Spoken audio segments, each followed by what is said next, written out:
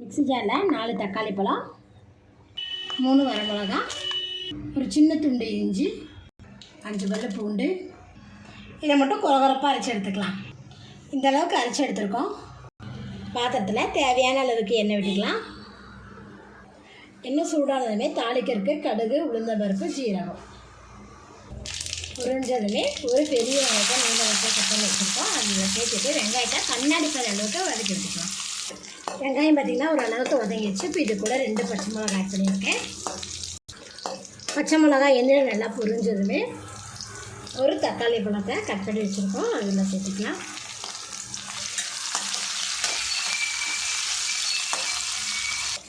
தக்காளி இந்த அளவுக்கு வதங்கி வரும்போது இஞ்சி, பூண்டு, வரமிளகா, தக்காளி போட்டு அரைச்சி அந்த விழுது இதில் சேர்த்துடலாம்.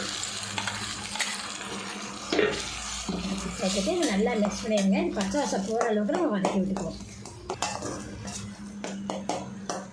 அரைச்சி ஊற்றுல தக்காளி விழுது பார்த்திங்கன்னா நல்லா வதங்கி எண்ணெய் பாருங்கள் பிரிஞ்சு வந்துட்டுருக்கு. இப்போ இது கூட லோ ஃப்ளேமில் வச்சுட்டு மஞ்சள்தூள் 1/2 டீஸ்பூன் அளவுக்கு ஆட் பண்ணிக்கோங்க.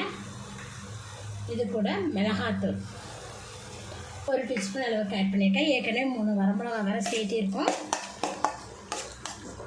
பச்சை மிளகாவும் சேர்த்திருக்கோம். அதனால் காரத்துக்கு ஏற்றபடி நான் சேர்த்திருக்கேன். மஞ்சத்தூளும் மிளகாத்தூளும் சேர்த்துட்டு வதக்கி விட்டதுக்கப்புறம் இது கூட பொடியாக நறுக்கி வச்சுருக்கிற கொத்தமல்லி தழை இலைகளை இதில் ஆட் பண்ணிடலாம். கொத்தமல்லி தழைகளை சேர்த்துட்டு கலந்து விட்டதுக்கப்புறம் இது கூட 1 கப் அளவுக்கு பாஸ்மதி அரிசி பார்த்திங்கன்னா வடித்து வச்சுருக்கிறேன். அந்த சாதத்தை இதில் சேர்த்திடலாம்.